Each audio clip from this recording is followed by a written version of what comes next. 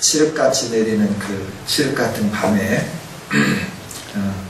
앞을 전혀 분간하기 어려울 때 배가 항구로 안전하게 들어오는 길이 있습니다. 어디에 암초인지 어디로 가야 할지 모르는 비바람이 몰아치는 그 순간에도 배가 안전하게 항구에 도달할 수 있는데 그건 등대 역할이다 하는 거예요.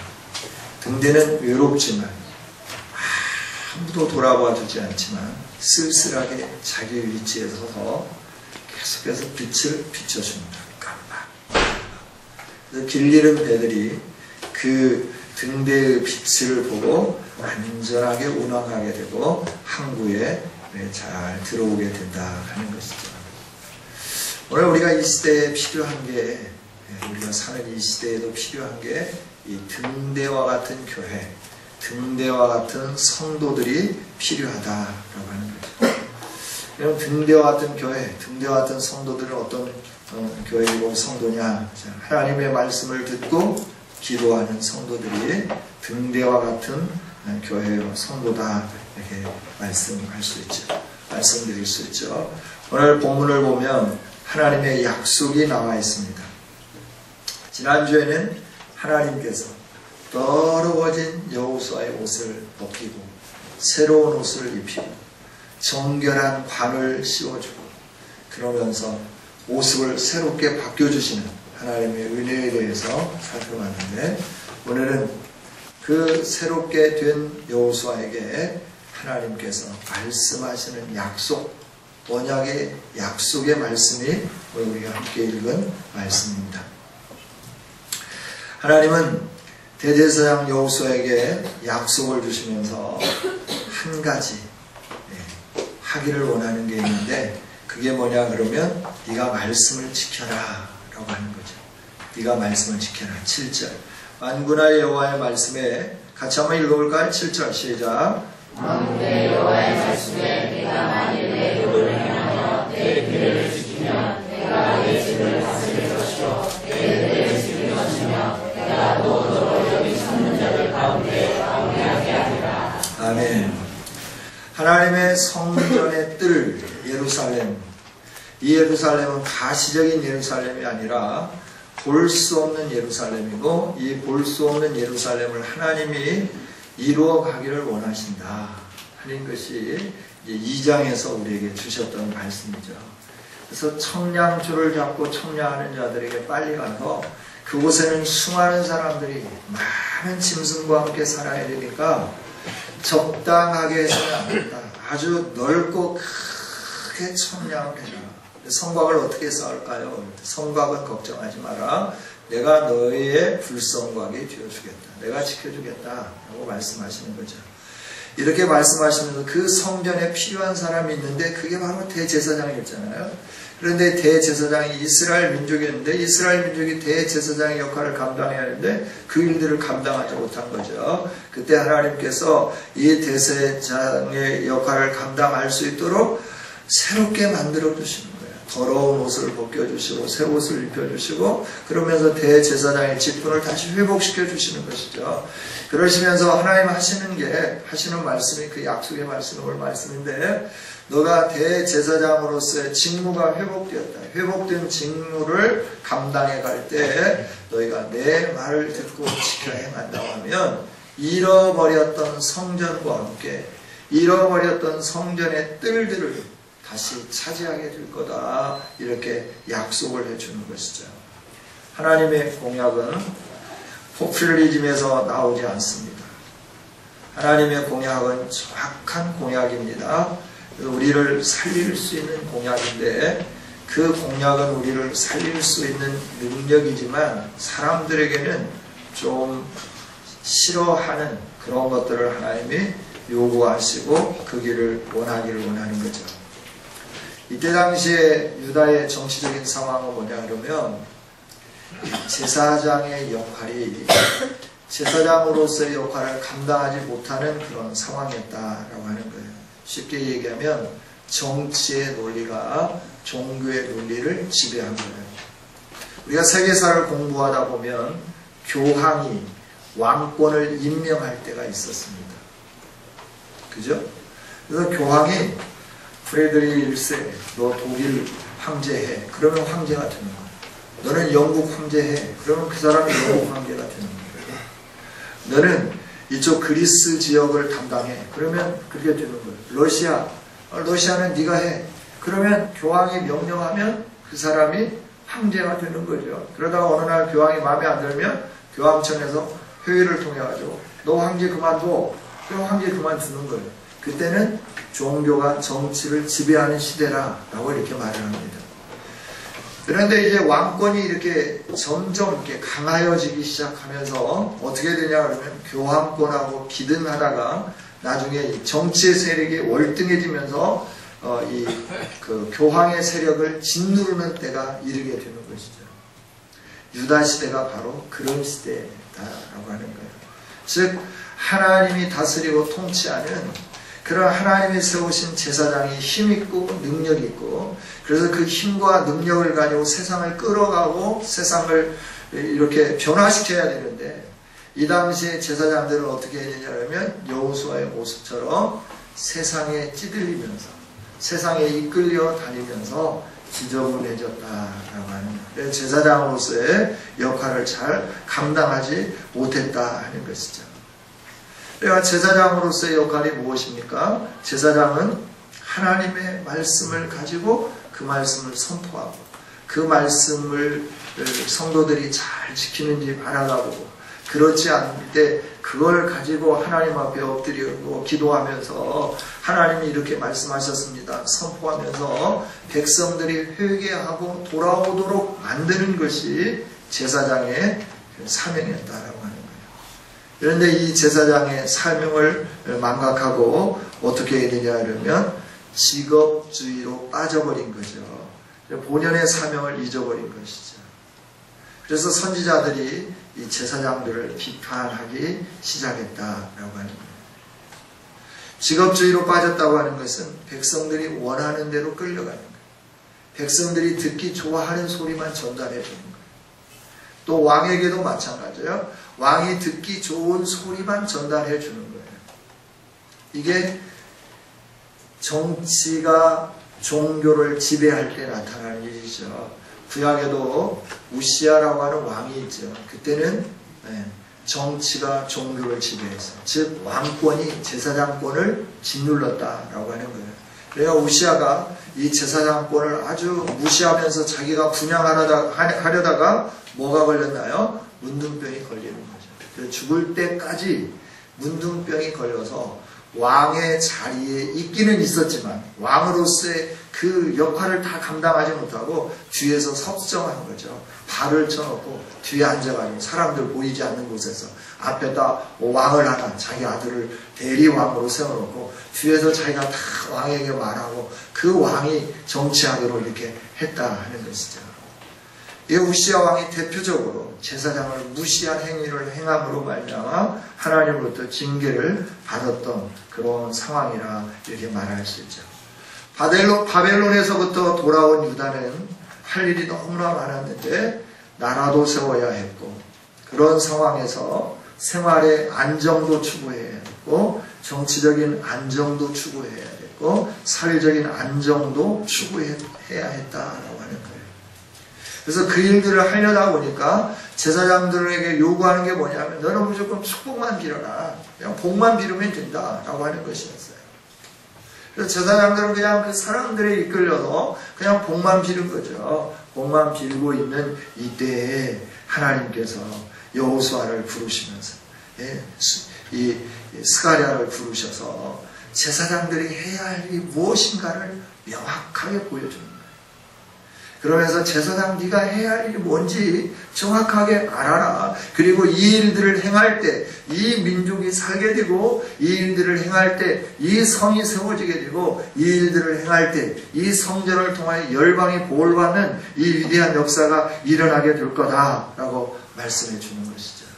즉 유다 백성들이 추구해야 할 가장 소중한 것이 무엇이었느냐 그러면 이렇게 힘들고 어려운 상황 사회적으로 안정과 정치적인 안정과 생활의 안정을 추구하기 앞서서 그들이 추구해야 할 것, 그들에게 세워진 제사장들이 추구해야 할 것이 있었는데 그것이 뭐냐 그러면 거룩함을 회복하는 일이었다.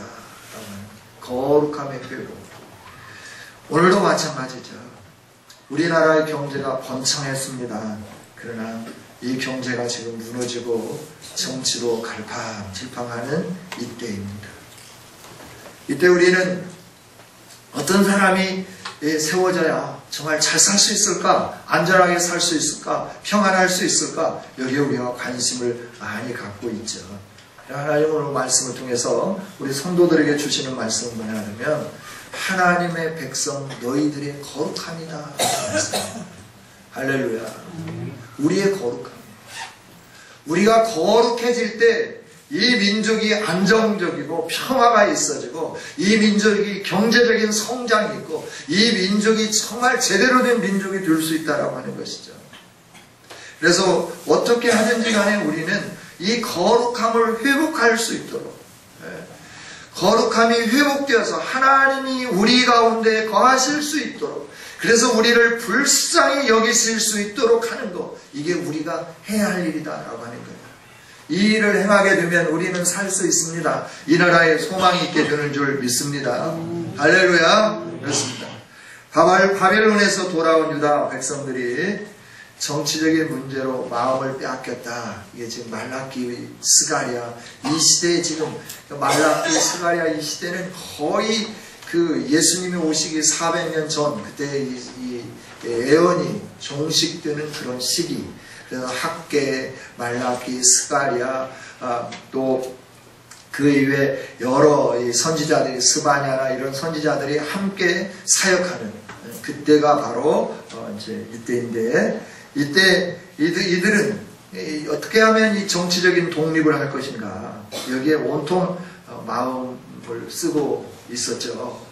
그래서 그들이 만나면 하는 말이 우리가 만나면 하는 말이 우리가 어떻게 하면 좀 편안하게 잘 살 수 있을까 이렇게 고민하듯이 그들도 이런 고민을 했죠. 언제 우리는 독립할 수 있지? 도대체 누가 정권을 잡아야 우리 민족을 독립시킬 수 있는 거야? 누가 우리의 지도자로 세워져야 제대로 된 나라를 만들 수 있는가? 이것이 유다 백성들이 가지는 그런 마음이었어요.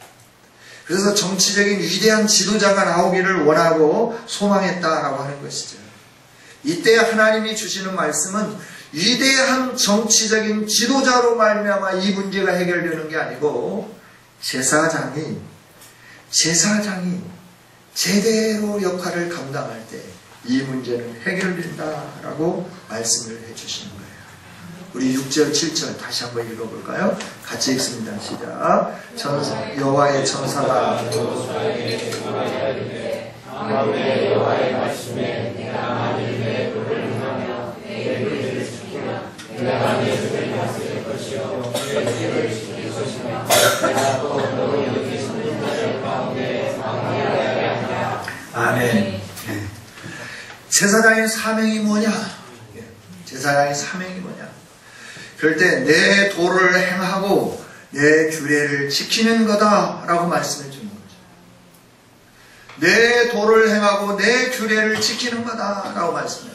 이 제사장이 해야 할 일을 행하게 되면 하나님은 당연히 지극히 당연히 복을 내려주시겠다 말씀합니다. 여러분 오늘날도 마찬가지입니다. 제사장적인 사명을 가진 우리들이 해야 할 일이 무엇일까라고 합니다. 말씀을 가르치는 목사가 해야 할 일이 무엇인가라고 하는 거예요. 말씀을 잘 지키면서 그 말씀을 잘 지켜 살 수 있도록 성도들에게 말씀으로 권면하고 말씀으로 깨우치고 말씀으로 일으켜 세우는 일이다 라고 하는 것이죠. 예수님도 마태복음 5장 19절에서 이렇게 말씀합니다. 누구든지 이 계명 중에 지극히 작은 것 하나라도 버리고 또 그같이 사람을 가르치는 자는 천국에서 지극히 작다 일컬음을 받을 것이요 누구든지 이를 행하며 가르치는 자는 천국에서 크다고 일컬음을 받으리라.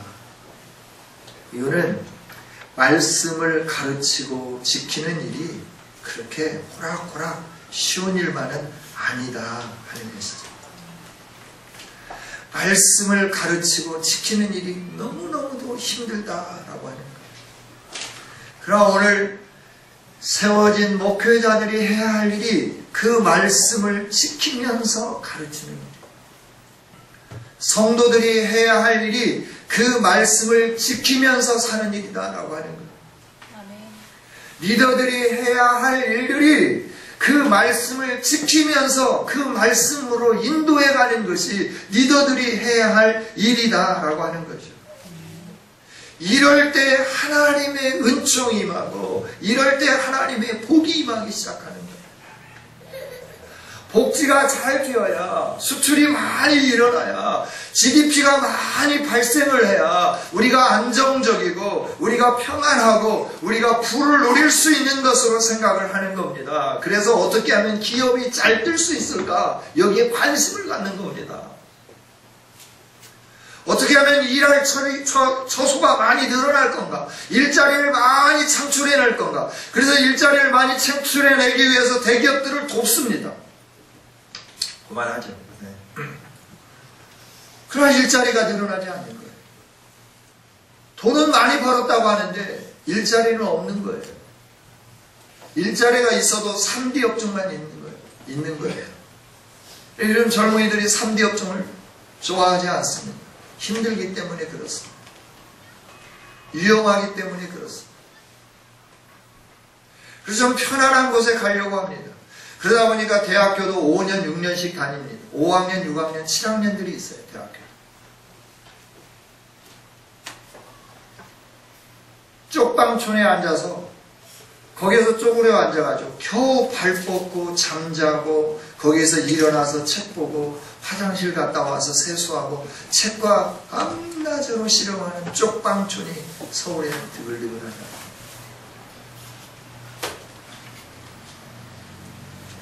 조그마한 거실에 싱크대 있고 한쪽에 세탁기, 이거 뭐예요? 옆으로 돌아가는 트롬 세탁기 있잖아요. 옆으로 돌아가는 거, 그 세탁기. 그리고 한쪽에 조그만 냉장고가 이 그 싱크대 안에가 들어가 있는 거예요. 그리고 조그마한 거실 같은데 거기서 먹고 자고 하는 거예요. 그런데 그게 얼마냐? 얼마나 줄까요? 네? 7천만 원. 그것이 7천만 원이에요. 근데 그것도 없대요. 그 방도. 햇볕 들어오는 곳에는 없대요. 그런데 거기가 좋다고 그냥 사람들이 다 몰리는 이유가 뭔지는 잘 모르겠어요. 거기 가면 정말 파랑새가 있는 줄 알고 가는데 파랑새는 어디에도 없는 거예요. 이 세상에 어디에도 파랑새는 없어요. 여러분, 유다가 바벨론에 멸망하기 전에 제사장들이 어떠한 삶을 살았는지 우리는 성경을 통해서 보게 됩니다. 선지자들이 어떠한 삶을 살았는지 우리는 보게 됩니다. 왕의 하수인들이 되어서 왕이 좋아하는 말만 하고 왕에게 축복만을 선포했어요. 그러다 보니까 어떻게 되냐? 왕들이 잘못할 때 말씀대로 살아야 된다고 선포하는 선지자가 없었다고 하는 거예요. 다윗 왕에게 당신 그러면 안 된다고 선포했던 나단 선지자와 같은 선지자들이 없었다고 하는 거예요. 선지자들이 있지만 대부분의 많은 선지자들이 권력의 하수인이 되어가지고 왕의 들러리가 되어서 사회적인 안정을 수호하고 백성들의 거룩함을 위하여 도전장을 던지고 죄를 책망하며 개혁을 부르짖기보다는 이런 기능을 상실한 채 그저 좋은 것이 좋다고 생각하면서 그저 이렇게 살아갔던 게 멸망하기 전에 제사장들의 모습이었어요. 다시 돌아온 다음에도 제사장들이 그 역할을 제대로 감당하지 못했다고 하는 겁니다. 정치 세력에 이끌려서 이리저리 다녔다라고 하는 거예요. 이때 하나님 말씀해 주는 거예요. 제사장아, 제사장아, 제사장아, 너희가 이리저리 끌려다니는 그런 사람이 되지 말아라. 그런 사람이 되지 말아라. 권력에 의하여 그 권력의 힘 앞에 굴복하는 그런 사람이 되지 말아라 라고 말하는 거예요. 설사 시대의 흐름에 편승하지 못해서 미움을 받는 한이 있더라도 본연의 임무를 되찾으라 라고 하는 게 하나님의 강력한 메시지였다라고 하는 거예요. 여러분, 제사장은 무엇보다도 백성의 거룩함을 지키기 위해서 애써야 하는 겁니다. 이 땅에서 인간으로 살아가면서 거룩해질 수는 없습니다. 예수님도 그걸 인정을 했죠. 목욕은 했지만 손과 발이 지저분하다 라고 말씀하면서 계속해서 손과 발을 씻어야 된다. 이 필요에 대해서 요한복음 13장 10절에서 말씀하셨죠. 제사장도 세상에 살면서 세상적으로 안정을 누리려고 할 때가 많습니다. 넉넉한 삶을 살려고 할 때가 많다라고 하는 겁니다. 그래서 백성들의 부패한 본성을 바라다보면서 그걸 눈 감을 때가 많이 있다라고 하는 거예요. 그러나 하나님은 말씀하시죠. 성령의 샘물로 지속적으로 씻어나가면서 거룩함을 추구해야 된다라고 말씀하는 거예요. 거룩함을 추구하는 것, 이게 제사장이 해야 할 일이다라고 하는 거예요. 그 거룩함을 가지고 하나님 앞에 나가고 백성들이 죄를 인정하지 않을 때 용감하게 서서 그렇게 살면 하나님의 진노가 임합니다 라고 말할 수 있는 이런 용기가 있어야 된다라고 하는 거예요. 그래서 대부분 성도들은 강단에서 이렇게 칼날을 빼서 들고 막 이렇게 휘두르면 목사가 설교라고 하는 이 권력을 가지고 자기들이 막 내려친다라고 말하는 거예요. 내려치는 게 아니라 하나님의 말씀으로 선포해야 된다라고 하는 거예요. 그래서 강단히 살아야 우리가 살게 된다고 하는 이유가 여기 있다라고 하는 겁니다. 할렐루야. 말씀이 진리가 진리로 선포되어야 할 시대가 바로 오늘 우리가 살아가는 시대라고 하는 거예요. 평안하다, 잘 뜰 거다, 복 받을 거다, 하나님이 위로해 주신다, 하나님은 좋으신 하나님이다. 물론 좋으신 하나님입니다. 그러나 이 좋으신 하나님이 우리에게 요구하는 것이 있다라고 하는 거예요. 내가 거룩한 것처럼 너희도 거룩하라라고 말씀하는 거예요. 우리가 거룩해질 때 하나님은 좋으신 하나님으로서 우리에게 놀라운 은혜와 복을 주시는 것이지, 우리가 거룩해질 수 있도록 죄의 문제를 가지고 하나님 앞에 나올 때 우리를 품에 안으시고 감싸 안아주시고 그 지저분한 것들을 깨끗이 씻어주시는 분이 좋으신 하나님이시지, 죄가 있는데도 그냥 눈 감고 지나가는 게 좋으신 하나님이 아니다라고 하는 거예요. 우리가 살고 있는 이 시대가 왜 이렇게 혼탁해지고 레이디 가가 같은 사람이 와서 그 비싼 돈을 주고 티켓팅을 판매함에도 불구하고 사람들이 그곳에 몰려들어서 그가 행하고 있는 그 잘못된 것들을 바라다보면서 열광의 박수를 치고 있냐라고 하는 거예요. 왜 이 시대가 이렇게 됐는가라고 하는 거예요. 왜 시대가 이처럼 어려워졌느냐라고 하는 거예요. 왜 이처럼 힘들고 어렵냐라고 하는 거죠. 무엇이 우리로 하여금 이렇게 어렵게 만들었느냐라고 하는 거예요. 먼저는 강단되지 못했기 때문이다라고. 그게 목사의 한 사람으로서 여러분이 조성하게 생각하면서 용서를 구하는 겁니다.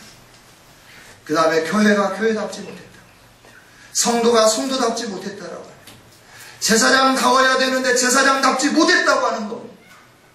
언제든지 진리 앞에 반응하면서 좀 고지식하다라고 하는 소리를 들을지라도 하나님의 진리 앞에 머물러 서야 되는데 그러지 못했다라고 하는 것이죠.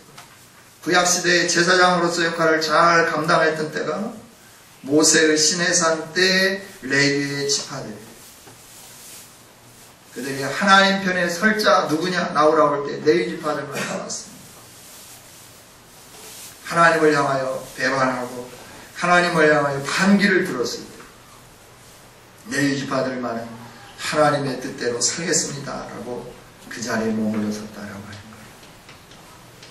그래서 레위를 통하여 복을 받게 하는 것이죠. 또 이스라엘 백성들이 모압 여인들과 음행했을 때도 비슷한 일이 벌어졌죠. 하나님의 진노로 그 백성들 가운데 연병이 임해서 300명이나 죽어져가는 그런 현상 속에서 한 지도자가 이스라엘 백성의 한 족장이 모압 여인을 안고 자기 장막에 들어가는 것을 비느하스가 보았지.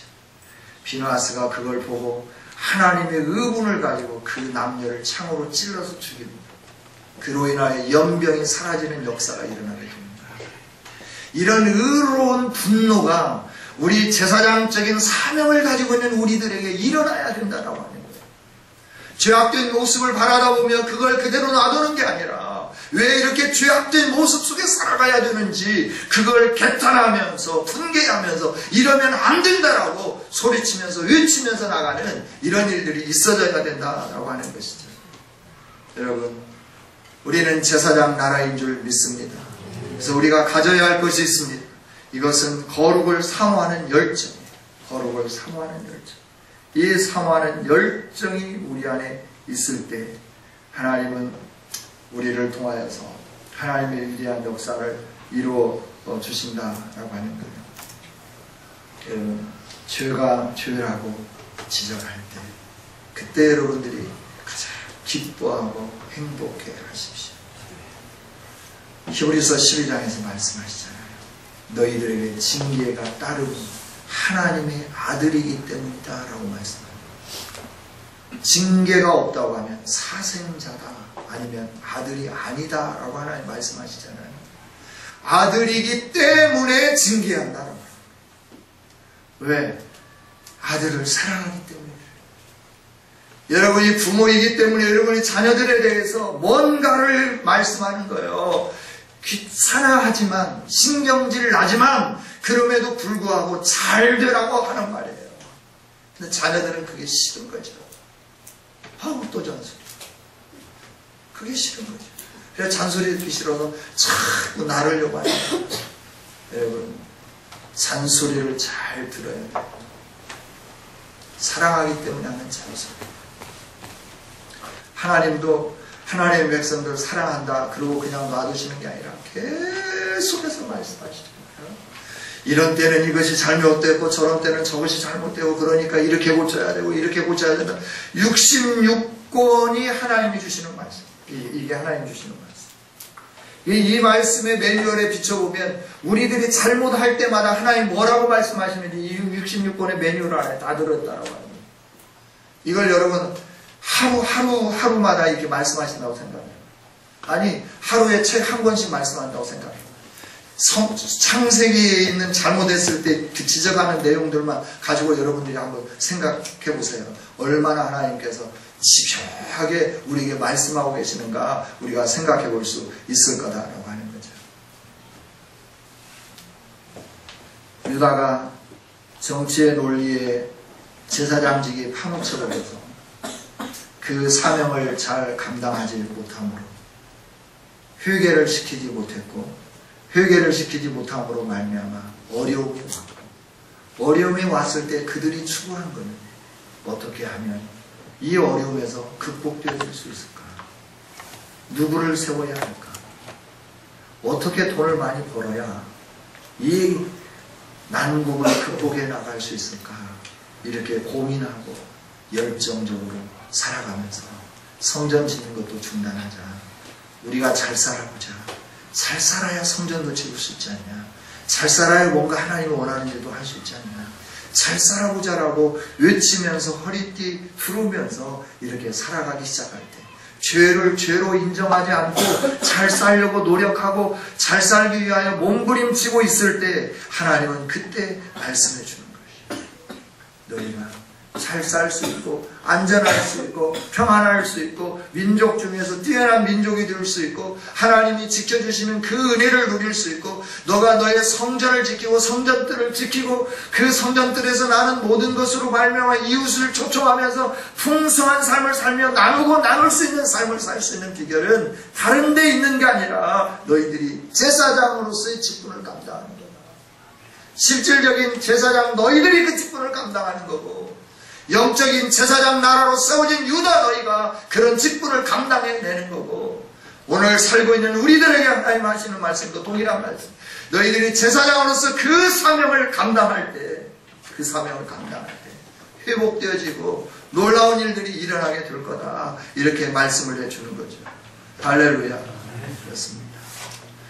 우리가 중심을 잡고 사는 아름다운 성도들이 되기를 바랍니다. 세상의 소리에 휩싸여서 이렇게 저렇게 움직이면 안 된다라고 합니다. 우리는 제사장 나라입니다. 왕 같은 족속입니다. 거룩한 백성입니다.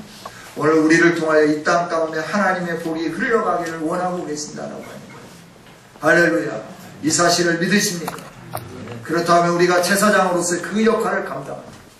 그 역할, 그게 뭐냐? 오늘 7절에 있는 말씀처럼 내 도를 행하고 내 규례를 지키고 내 도를 행하고 내 규례를 지키면 그 다음 주에